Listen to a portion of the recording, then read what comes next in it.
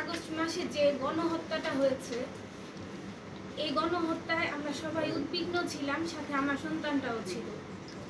তো এই যে আন্দোলনের ডাক, এই সমন্বয়কারীরা যে ডাক দিয়েছে, এই ডাকে আমাদের সন্তানরা যখন ঘর থেকে বেরিয়ে গেছে এবং এই যে নিরস্ত্র ছাত্র জনতা, সাধারণ মানুষের উপর যে গুলি চালানো হয়েছে, এটা অবশ্যই মানবাধিকার লঙ্ঘন।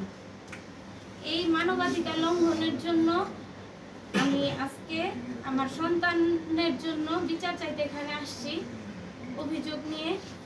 আমি এদেশের সংবিধান অনুযায়ী যতটুকু সর্বোচ্চ শাস্তি এই হুকুমদাতা থেকে পালনকারী, মানে যারা কমান্ডটা মেনে নিয়ে গুলি করছে তারা এবং যারা হুকুম দিছে তারা, এই প্রত্যেকের সাজাটা চাই।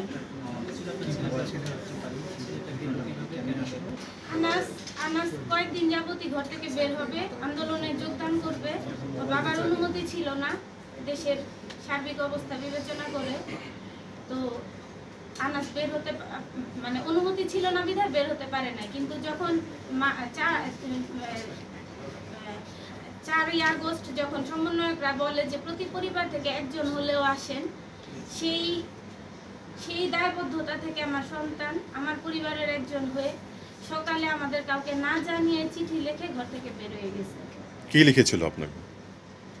আন্দোলনে যাচ্ছে, আমাদের ওর বাবার কথা অমান্য করে বের হয়েছে, এই জন্য সে ক্ষমা প্রার্থী, এবং সে কেন বের হয়েছে সেই যৌক্তিক কারণটা সে তার চিঠিতে স্পষ্ট করে আমাদেরকে বলে গেছে যে একটা 7 বছরের বাচ্চা, কিশোর, ল্যাংড়া মানুষ, এরা যদি আন্দোলনে যোগদান করতে পারে, আমরা কেন পারবো না? আমি কেন পারবো না? আমি যেহেতু এদেশের নাগরিক, আমি যেহেতু আল্লাহ আমাকে সুস্থ সবল রাখছে, আমারও তো দায়িত্ব যে দেশের পাশে, দেশের মানুষের পাশে দাঁড়ানো।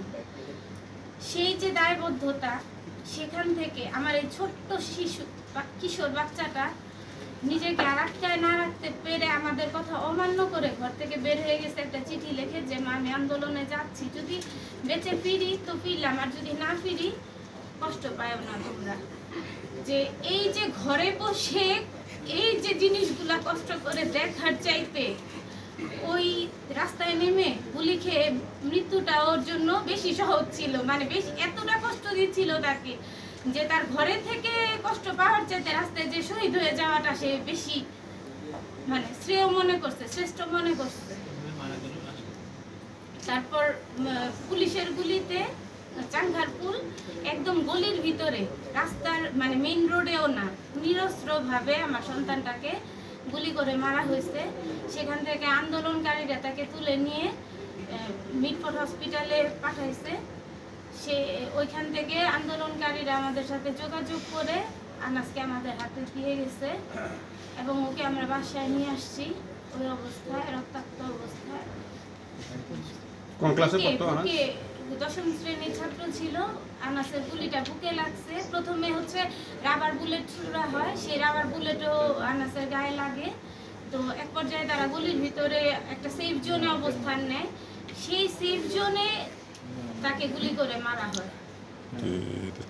ওখান থেকে হসপিটালে নেওয়া হয়। হসপিটালের চিকিৎসকরা তাকে মৃত ঘোষণা করার পর আন্দোলনকারীরা আমাদের সাথে যোগাযোগ করে আমাদেরকে বুঝায় দেয় এবং তারপর তো তাকে আমরা বাসায় নিয়ে আসি এবং তারপর তাকে দাফনের ব্যবস্থা করি। নামটা একটু বলুন। শাহরিয়ার খান আনাস আদর্শ একাডেমি গ্যান্ডারিয়ার ছাত্র ছিল। আপনার নামটা একটু বলুন। সন্তান দেশের জন্য জীবন দিয়েছে। আসলে কি কোনো মা চায় যে একটা স্বাধীন দেশে একটা তার সন্তান এভাবে কোনো মানে করাপশন ছাড়া জীবন দেখ বা ওই পরিস্থিতিটা দেশে তৈরি হোক? কোনো মা কি চায় যে তার সন্তান মানবতা লঙ্ঘন হয়ে মারা যাওয়ার পরে গর্বিত হইতে? আমি যে গর্বিত হব, আমি নিজেই কি দেশের একজন গর্বিত নাগরিক যে দেশে আমার সন্তান নিরাপত্তাহীনতায় ভুগে, যে দেশে আমার সন্তানকে মানবতা লঙ্ঘন করে হত্যা করা হয়? আসলে কি আমার সন্তান কোনো অপরাধী ছিল? আমার সন্তান কি হকদার ছিল এইগুলি? আমি কি আজকে সন্তান হারা মা হওয়ার হাহাকার নিয়ে বেঁচে থাকার হকদার ছিলাম? কোনো অপরাধ ছিল আমার? আপনার নামটা একটু বলবেন আচ্ছা বাদীকে তার নামটা একটু পুরাটা যদি বলতেন পলাশ ভাই ওনার নামটা বলুন আপনার পুরো নাম কি পুরো নামটা বলেন, আপনার পুরো নামটা। সম্পর্ক কি আনাসের সাথে আপনার